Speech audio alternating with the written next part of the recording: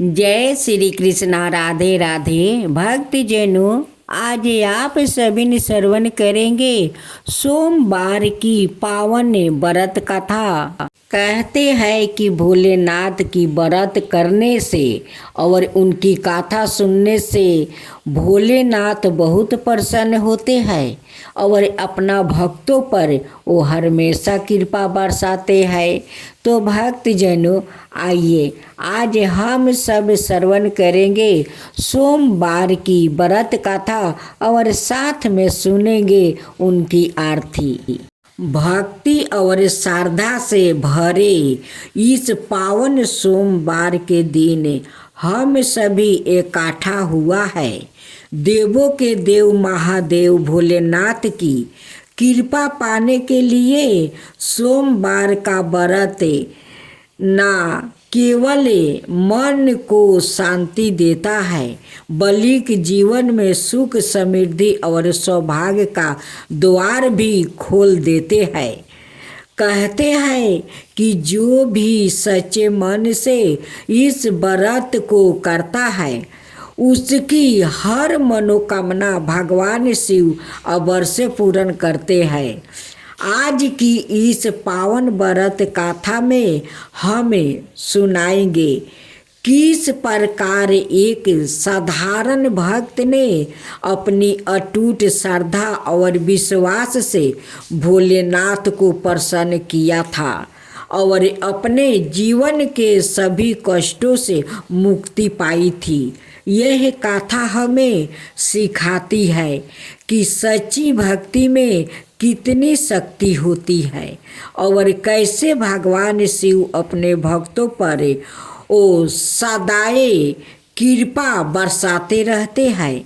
आइए पूरे मन और श्रद्धा के साथ इस सोमवार व्रत कथा का श्रवण करें और शिव कृपा प्राप्ति करें। तब बोलिए भोलेनाथ की जय हो। कहा जाता है कि सच्चे मन से सोमवार का व्रत करने और भगवान की कथा सुनने से हर मनोकामना पूर्ण होती है। जो भी भक्त श्रद्धा और विश्वास के साथ इस व्रत को करता है उनके जीवन के सारे कष्ट दूर हो जाते हैं और भोलेनाथ की कृपा सदाए उस पर बनी रहती है। आइए श्रद्धा और भक्ति के साथ सोमवार व्रत की पावन कथा का श्रवण करते हैं। भक्तजनों, शिव जी की पूजा में ना करे यह गलतियाँ। सोमवार को भगवान शिव की पूजा की जाती है और इस दिन व्रत करने से भगवान खुश होकर अपने भक्तों की मनोकामना पूर्ण करते हैं। लेकिन शिव जी की पूजा में भूल कर भी ऐसी गलती ना करे। शिव जी की पूजा में दूध का जल अभिषेक किया जाता है। ध्यान रखें, गलती से भी तांबे के लोटे में दूध ना डालें। तांबे के बर्तन में दूध डालने से दूध फट जाता है और चढ़ाने योग्य नहीं रहता है। शिवलिंग पर दूध दही शहद या कोई भी वस्तु चढ़ाने के बाद जल जरूर चढ़ाए, तभी जल अभिषेक पूर्ण होता है। शास्त्रों के अनुसार शिवलिंग पर कभी भी रोली और सिंदूर की तिलक नहीं लगाना चाहिए। शिवलिंग पर हमेशा चंदन का ही तिलक करें। भगवान शिव के मंदिर में परिक्रमा करते वक्त ध्यान रखें कि कभी भी पूरी परिक्रमा ना लगाए। जहाँ से दूध बहता है वहाँ रुक जाए और वापस से घूम जाए। पूजा स्थल को गंगा जल से जरूर शुद्ध करें। पूजा स्थल पर केले का 4 खंभे का द्वार चौकर मंडप बना ले। चारों ओर से फूल और बंदन बार आम के पतों से सजाए, पूरब की ओर मुख करके आसन पर बैठ जाए और साथ में पूजा सामग्री भी रख ले। आटे या हल्दी की रंगोली डाले और उसके ऊपर चौकी या लकड़ी के पट्टे को मंडप के बीच में रखे। इसके बाद चौकी पर साफ और कोरा सफेद वस्तु बिछाए। उस पर शिव पार्वती जी की प्रतिमा या फोटो को स्थापित करे। चौकी पर किसी पात्र में रख कर चंद्रमा को भी स्थापित करे। सबसे पहले अपने आप को शुद्ध करने के लिए पवित्रीकरण जरूर करे। पौराणिक कथा के अनुसार भगवान शिव बिना किसी वाहन के ही संपूर्ण संसार में विचरण करते थे। एक दिन जब वो जगत में विहर कर रहे थे तो यम ने उन्हें देखा। उनके मन में यह बात आई कि वो भोलेनाथ के वाहन बन जाए, लेकिन यह इतना सहज नहीं था। तो उन्होंने शिव को प्रसन्न करने के लिए कठिन तप किया। यम के तप से शिव प्रभु प्रसन्न हुआ और उन्होंने यम को बैल रूप में अपना वाहन बनाना स्वीकार किया। भोलेनाथ ने बैल रूप को इसलिए चुना क्योंकि बैल अत्यंत भोला होता है।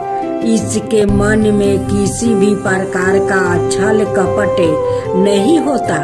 यही वजह है कि भोले बाबा ने बैल यानी कि नंदी को अपना वाहन नियुक्त किया।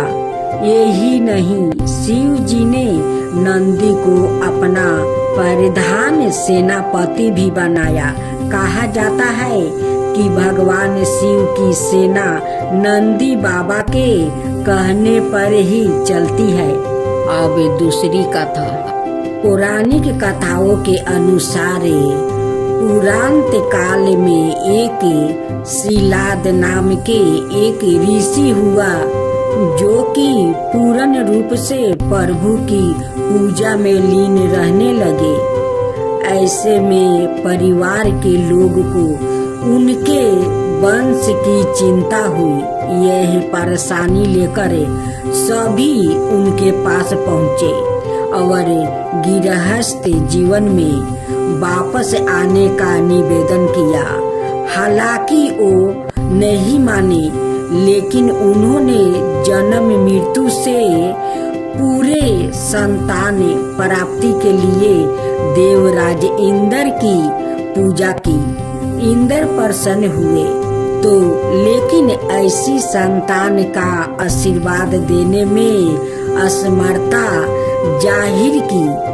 जब इंद्र देव से इच्छा मुताबिक संतान प्राप्ति का आशीर्वाद नहीं मिला तो शिलाद मुनि ने शिव की पूजा की। उनके कठोर से शिव अत्यंत प्रसन्न हुआ और सवाए उनकी संतान के रूप में जन्म लेने की बात कही। कथा मिथली है कि एक दिन शिलाद मुनि खेत जोत रहे थे, तब उसी भूमि पर उन्हें एक बालक मिला। वो उसे घर ले आया और उसका नाम नंदी रखा। भगवान भोलेनाथ ने मित्रा और वरुण नाम का दो मुनियों को नंदी के पास भेजा। उन्होंने नंदी को बताया कि वो अल्प आहु है। यह सुनकर नंदी बाबा वन में चले गए और महादेव की पूजा अर्चना करने लगा। उनकी पूजा से भोलेनाथ प्रसन्न हुआ और नंदी को मृत्यु भय से मुक्ति अजर अमर होने का आशीर्वाद दिया। इसके अलावा गणों के अधिपति के रूप में भी नियुक्त किया गया। कथा मिथली है कि जब दूसरों और देवताओं के बीच समुद्र मंथन चल रहा था और उसमें से विष निकला था तो उसे शिव ने धारण किया था, लेकिन विष पान के दौरान कुछ बूंदे जमीन पर गिर गया था और उन्हें नंदी ने अपनी जीभ से चाट लिया था। नंदी के इस भाव पर भोले अत्यंत प्रसन्न हुआ। इसके बाद भगवान ने नंदी को अपने सबसे बड़े भक्त की उपाधि दी। साथ ही उन्होंने कहा कि जो शक्ति उनकी है वो नंदी की भी है। भोलेनाथ की कृपा पाने को ज्ञान, स्वरूप, तप और विष की बूंदे को चाटने की पवित्रता नंदी बाबा की महिमा को और भी बढ़ा देती है। इनसे लगाई गई अर्जी कभी खाली नहीं जाती है। भोले बाबा ने नंदी को यह आशीर्वाद दिया था कि उनकी पूजा से पहले नंदी की पूजा की जाएगी। यही वजह है कि हर शिवालय में नंदी बाबा की मूर्ति जरूर होती है।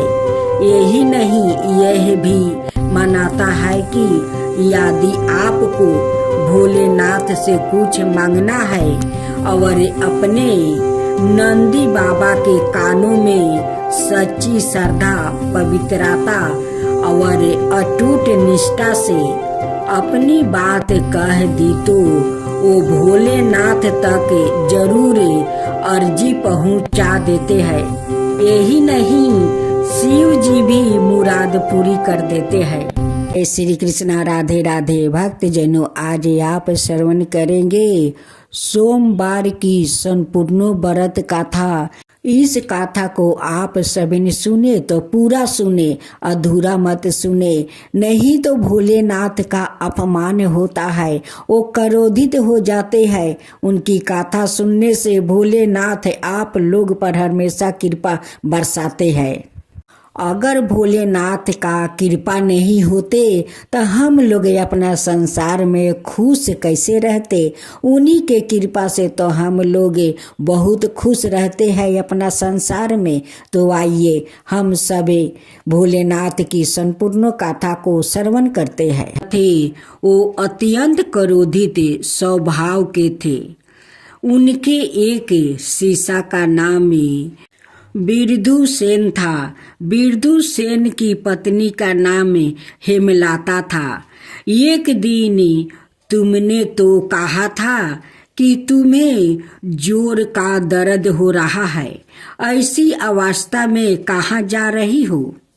मुझे गुरुदेव की सेवा करने जाना पड़ेगा। दुर्वासा ऋषि स्नान करने के लिए गया हुआ था।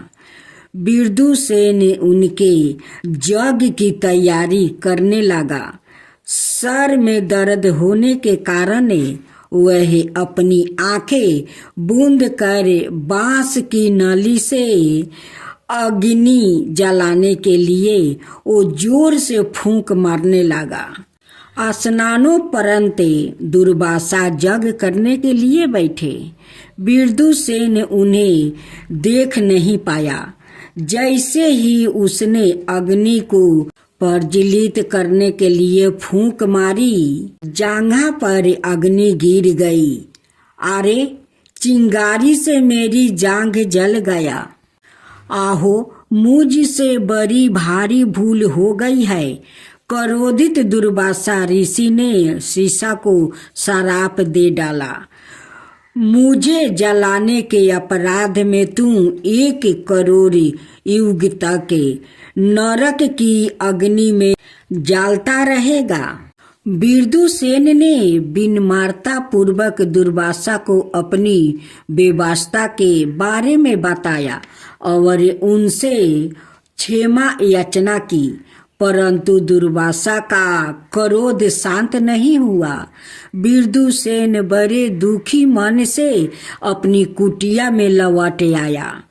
नाथ, आप रो क्यों रहे हैं, क्या हुआ? विदुरसेन ने गुरु के आश्रम पर जो घटना घटी थी उसका वर्णन किया। पति पत्नी दुर्वासा ऋषि के पास गया। हेमलता ने उन्हें प्रणाम करके उनसे प्रार्थना की, आप तो हमारे माता पिता से भी बड़े हैं, कृपा करके मेरे पति द्वारा अनजाने में की गई भूल को क्षमा कर दीजिए। परंतु दुर्वासा पर इस करुणा प्रार्थना का भी कोई असर नहीं हुआ। कहा तो ऋषि के जांघ पर वह छोटा सा घाव और कहाँ इतना भयंकर श्राप। इस घोर अन्याय का स्मरण करने हेमलता अग बबूला हो गई। हे अग्निदेव, यदि मैं एक पतिव्रता नारी हूँ तो आप तुरंत शीतल हो जाइए। अग्निदेव ने इस पतिव्रता की प्रार्थना तत्क्षण स्वीकार कर लिया। इसके परिणाम स्वरूप समस्त पृथ्वी में प्रज्वलित अग्नि, चाहे वह घर के चूल्हे की हो अथवा जग अग्नि, शीतल हो गई। यहाँ तक कि भगवान शिव का तेजस्वी फरसा भी ठंडा पड़ गया। तब ब्रह्मा, विष्णु और महेश दुर्वासा के समक्ष प्रकट हो गए। दुर्वासा ने शिव जी से कहा, भगवान, आपने नेत्रा और आहूद निस्तेज क्यों देख रहे हैं? विदुरसेन ने मुझे अपने गुरु को पीड़ा दिया है, इसलिए मैंने उसे श्राप दिया है। उसने भूल की है, पर उसके लिए कोई प्रायश्चित भी तो हो सकता है। इसका प्रायश्चित यही है कि उसे घोर तपस्या करनी होगी। यदि तप के प्रभाव से विदुरसेन त्रिदेव में किसी एक का दर्शन कर ले तो उसे मेरा श्राप से मुक्ति मिल जाएगी। यह सब सती हेमलता के श्राप का प्रभाव है। अग्नि शांत हो गई है और यह सब तुम्हारे श्राप के कारण हुआ है। दुर्वासा मुनि के वचन सुनकर भोलेनाथ भी मुस्कुराए। यदि ऐसा है तो विदुरसेन को तो श्राप से मुक्ति मिल जाएगी। कैसे? उसने तो अभी तक कोई तप नहीं किया है। भगवान शिव ने कहा, बिना तप करे ही विदुरसेन को त्रिदेव के दर्शन हो गया है। हेमलता, अग्निदेव को पूर्ण तेजस्वी बना दो। भगवान गुरुदेव भी कृपाए यह कह दे कि मेरे पति निष्पाप है। हेमलता, तुम्हारे पति ने कोई पाप नहीं किया है, कृपाए अब जगत के संताप को दूर करो। हेमलता ने फिर अग्निदेव से प्रार्थना की, जिसके फल स्वरूप वो समस्त प्राणियों को पूर्ण प्रकाश और तप प्रदान करने लगा। भगवान शिव और अगस्त्य मुनि की कहानी। एक बार भगवान शिव और माता पार्वती कैलाश में उस कक्ष में गए जहाँ अनेक पांडुलिपियाँ रखी हुई थी। अगस्त्य मुनि उनका दर्शन करने के लिए आए थे। उन्होंने उन्हें भी अपने साथ ले लिया। हे महादेव, इन ग्रंथों में से बड़ी सुंदर महक आ रही है, यह किसकी खुशबू है? अगस्त्य, यह तामिल की खुशबू है। अगस्त्य, तुम दक्षिण दिशाओं में जाओ और इन शास्त्रों पर आधारित तमिल व्याकरण की रचना करो। तुम्हारे द्वारा तमिल भाषा का प्रचार और प्रसारण होगा और तुम्हें संसार तमिल ऋषि के नाम से जानेंगे। अगस्त, इन ग्रंथों में तमिल का व्याकरण शास्त्रों निहित है। मैं तुम्हें तमिल व्याकरण की शिक्षा दूंगा। तुम इन ग्रंथों को अपने साथ अध्ययन के लिए ले जा सकते हो। भगवान आपकी कृपा से अवश्य ही ऐसा ही होगा। सब आपकी कृपा है प्रभु। अगस्त ने भगवान शिव से दक्षिण में एक पवित्र नदी के लिए प्रार्थना की जिसमें वो पूजा अर्चना कर सके और श्रद्धालु भक्त स्नान करके पवित्र हो सके। प्रभु ने कावेरी का आह्वान किया जो कि 7 पवित्र नदियों में से एक है। कावेरी, तुम अगस्त के साथ दक्षिण दिशा में लोक कल्याण हेतु जाओ। मैं माता कावेरी को अपने कमंडल में भूलक पर ले जाऊंगा। जैसी आपकी आज्ञा प्रभु। ठीक है। उचित समय पर कावेरी पृथ्वी पर सवाए प्रवाहित हो जाएगी। सूर्यपदम नाम का असुर ने इंद्र को परास्त करके अमरावती पर कब्जा कर लिया और देवताओं को बंदी बना लिया। सूर्य पदम से भयभीत हो इंद्र श्रीकाली में जा छिपा। एक दिन नारद मुनि उनसे मिलने आए। इंद्र ने मुनि से अपनी व्यथा वर्णन किया। मुनिवर, मैं प्रतिदिन शिव पूजन करता हूँ, पर वह उपवन जिसे मैं पूजा के पुष्प तुरता हूँ, जल के अभाव में वो सूख गया है। कृपया इस उपवन की रक्षा का कोई उपाय बतलाइए। इंद्रदेव, आप श्री गणपति से प्रार्थना करें, वो कृपा करके आपको कावेरी नदी दान में दे देंगे जो कि इस समय अगस्त मुनि के कमंडल में वो निवास कर रही है। नारद का आदेश मानकर इंद्र ने गणपति की आराधना की। गणपति प्रसन्न हुए। उन्होंने एक कौवे का रूप धारण किया और कुंडगु पर्वत पर गया। वहां अगस्त मुनि ध्यानवस्था बैठे हुए थे। वह कमंडल तो अगस्त के पास ही रखा हुआ है। मैं उसे चुपके से लुढ़का देता हूँ। ए बालक, तू बड़ा शरारती है। रुक, मैं अभी तेरे सिर पर एक चपटा लगाता हूँ। मेरे कमंडलू को किसने गिराया?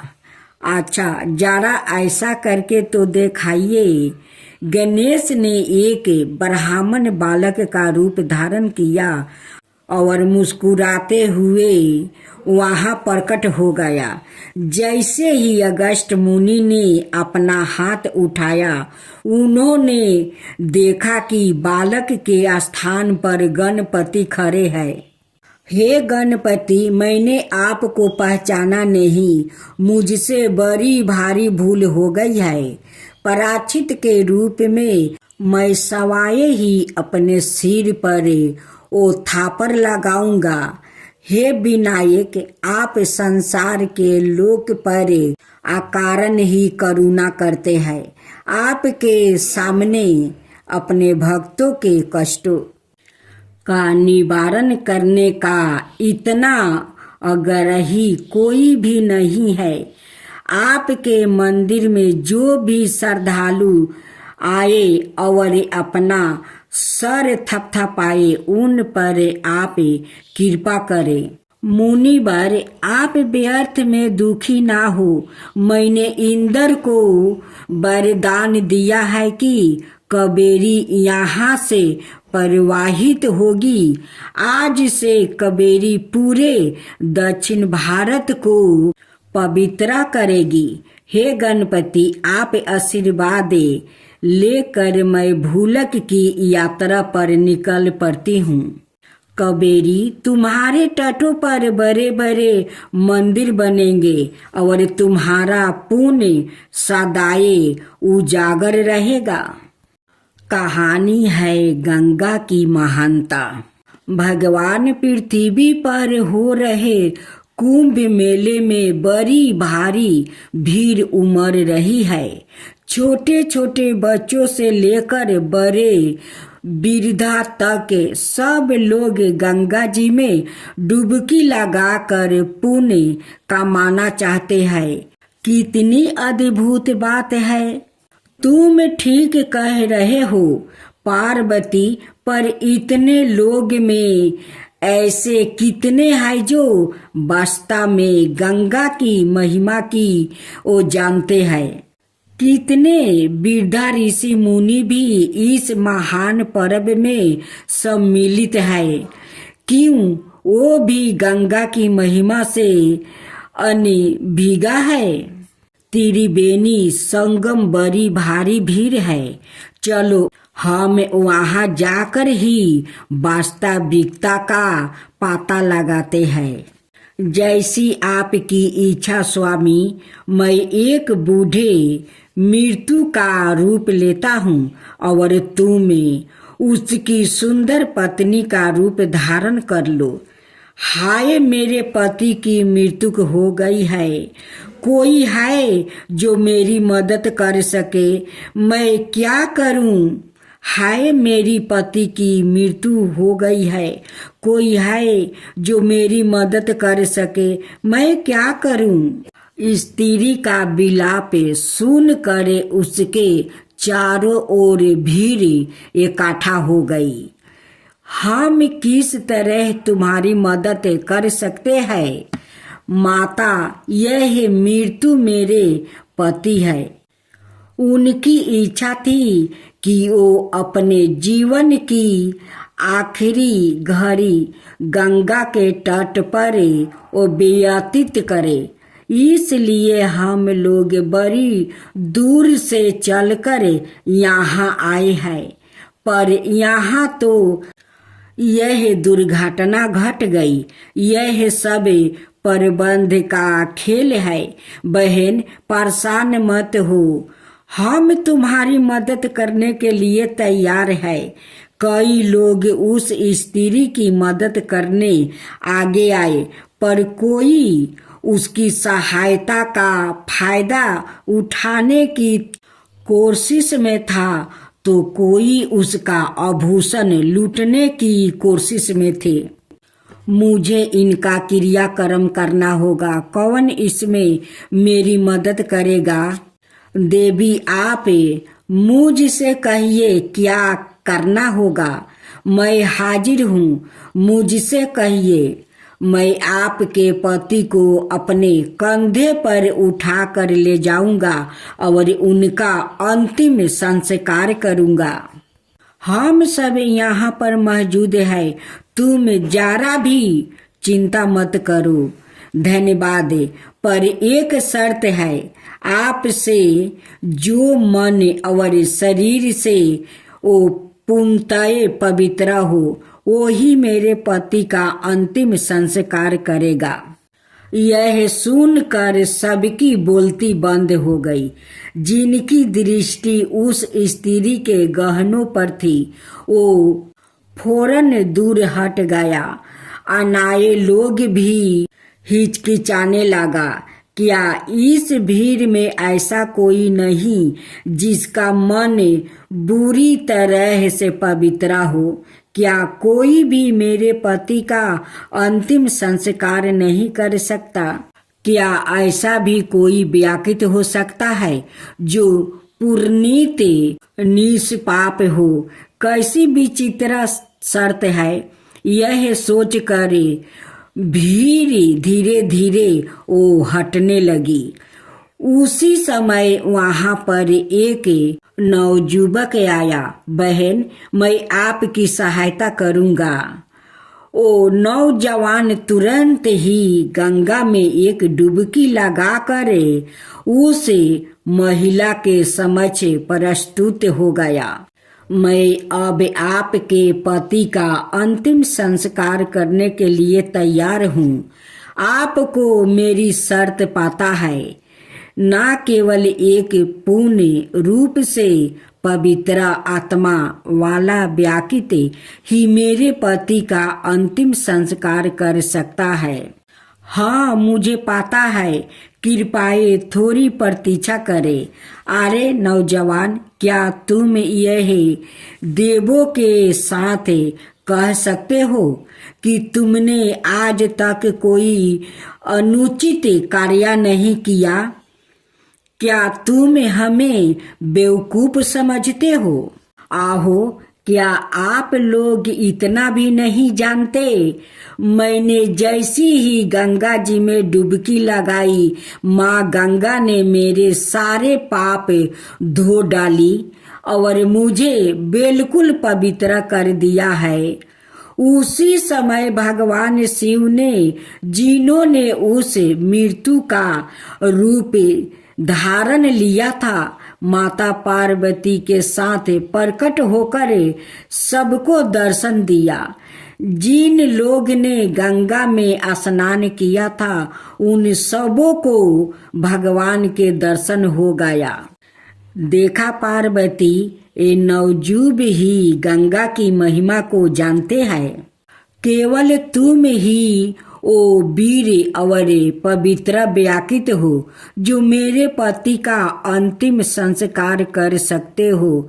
तब चलो कार्य पूरा कर दे।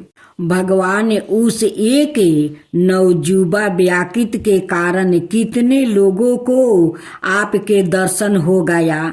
आपकी लीला अपरंपार है प्रभु। अच्छा, अंधविश्वास क्या है, यह तुम मुझे समझा सकते हो? विश्वास तो पुरनीत अंधा ही होता है, उसकी आंखें है ही कहाँ। यह तो उसे विश्वास कहो अथवा ज्ञान। यह कैसे कह सकते हैं कि विश्वास कभी तो अंधा होता है और कभी आंखें देखे झूठ होता है। कहानी है मीनाक्षी की विवाह की। एक बार नारद मुनि ने इंद्र देव के महल में आकर उसने कहा, इंद्र, मलयाध्वज की यज्ञशाला में गया देवराज आपका स्वागत है। मुरदाई के राजा मलयाध्वज पंडियन ने अश्वमेध यज्ञ पूर्ण कर लिया है। आपने सबो यज्ञ के रूप में पुत्र का श्रेष्ठ यज्ञ करो, जिससे तुम्हें संतान की प्राप्ति होगी। यदि वह अश्वमेध यज्ञ पूर्ण कर लेगा तो मेरी जगह वह इंद्र बन जाएगा। मुझे इसकी बड़ी चिंता हो रही है। जैसी आपकी आज्ञा, पुत्र का श्रेष्ठ यज्ञ आरंभ हुआ। शीघ्र ही अग्नि की ज्वाला कुंड में शोभा यमन होने लगी। देखते ही देखते एक अग्नि कुंड से अत्यंत सुंदर कन्या प्रकट हुई। मुख्य पुरोहित ने कहा, हे राजन, भगवती उमा सवाए आपकी पुत्री के रूप में अवतारित हुई है। देव इंद्र, चिंता मत करो। मलयाध्वज के कोई संतान नहीं है, अतः उसे अश्वमेध यज्ञ के बदले पुत्र का श्रेष्ठ यज्ञ करने की सलाह दो। इससे तुम्हारा इंद्र पद सुरक्षित हो जाएगा और उससे भी संतान प्राप्ति हो जाएगी। पुरोहित ने कहा, वह सुंदर कन्या मलयाध्वज और उसकी रानी कंचनमाला को सौंप दो। समयांतर में वो कन्या एक सुंदर युवती बन गई है। राजन, राजकुमारी अस्त्र शस्त्र और धनु विद्या में पारंगत हो गई है और उनमें वो सब गुण है जो कि एक शासक में होना चाहिए। यह क्या, इस विलक्षण कन्या के तो 3 अस्त्र है। यह तो बड़े आनंद की बात है। महामंत्री एक शुभ दिन देखकर राजकुमारी का पंडियन कुल की महारानी के रूप में अभिषेक होगा। तुम समुचित तैयारी करो। राजसभा में राजगुरु ने राजकुमारी मीनाक्षी का राज्या अभिषेक किया और कहा।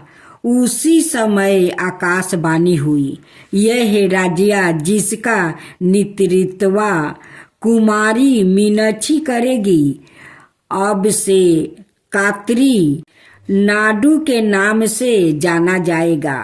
राजन, तुम चिंता मत करो। जब यह कन्या बड़ी होगी और इसे अपने योगपति प्राप्ति होगा, इसका 3 स्तन लुपित हो जाएगा। तुम इसकी उसी तरह देख रेख करना जिस तरह तुम अपने पुत्रा की करते हो। रानी मीनाक्षी चिरंजीवी हो गई। कात्री नाडु की जय हो। मल्याधावाज के देहवासन के पश्चात महारानी मीनाक्षी ने राज्य की ओ बागडोर संभाली। मंत्रीगण और सेनापति, मैं दिग्विजय करना चाहती हूँ, सेना को तैयार करो। महारानी मीनाक्षी ने अंग देश, बंगाल और अन्य सभी राज्यों को जीत लिया। अंत में उन्होंने अपनी विशाल सेना के साथ कैलाश पर चढ़ाई कर दी। प्रभु मुरादाई की महारानी मीनाक्षी ने कैलाश को चारों ओर से घेर लिया है। उसने हमारे दैत्यों को परास्त कर दिया है। मैं सवाए अपने विनाशक धनुष को लेकर युद्ध भूमि में उतरूंगा। नंदी पर सवार होकर विनायक पानी भगवान शंकर युद्ध भूमि में उतरे। उन्हें देखते ही मीनाक्षी का 3 स्तन लुप्त हो गया।